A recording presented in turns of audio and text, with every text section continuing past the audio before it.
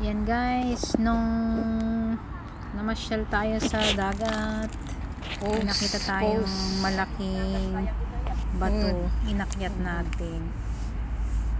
Parang feeling magandang 16 video saglit, tapos nagpicture, nadaanan lang guys, pero maganda kasi bihira makakita ng ganyan kalaki doon sa amin. Puro bulaklak at saka mga flat, may tubig naman pero walang ganyang malaking bato. Kung meron man, bundok.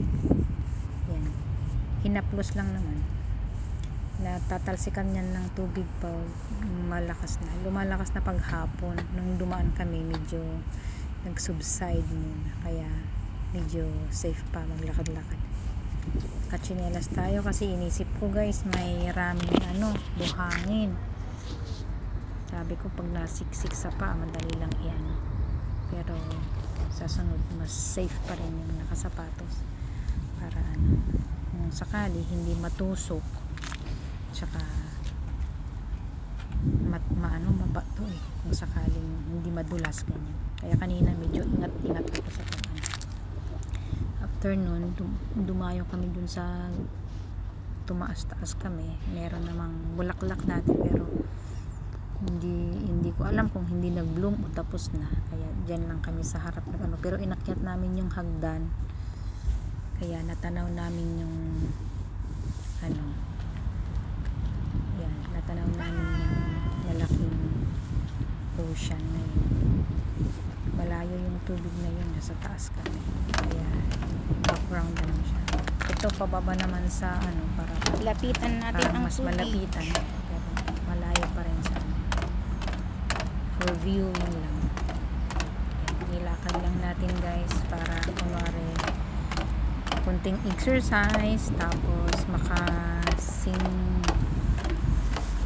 makasingkot ng malamig na hangin kasi summer na. Yun yung malaking parang bato na yun sa gitna. Island yun, nag-isa. Kung 100 island sa Pilipinas, yan 1 island.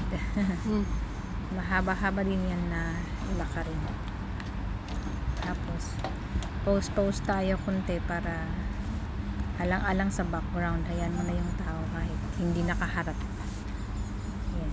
Yung anak ko abala sa pag-aalaga sa nahuli niyang maliit na crabs. Ano lang mga kaligayahan niya. Ito yung bundok niya.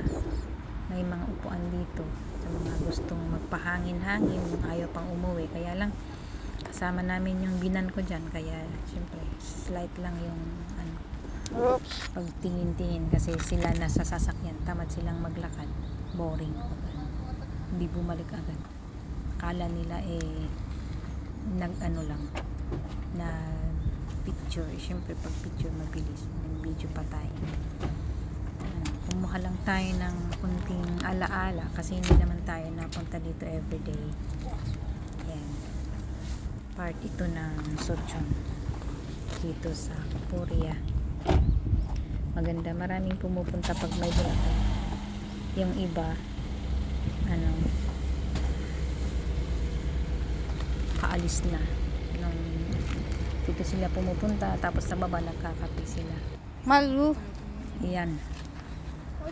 Tapos ito yung daan pababa para makarating tayo sa may sasakyan. At Pugunya. uwi na rin. Magandang maglakad kasi hindi mo ramdam yung init ng araw kasi maraming puno. Tapos yung yung daanan kasi malinis. Sinadya nila na nilagyan ng parang sako para hindi madulas kung sakaling uulan. Kasi ulan, tapos syempre yung yung lupa. Yan, yung lupa medyo safe kasi may sako guys.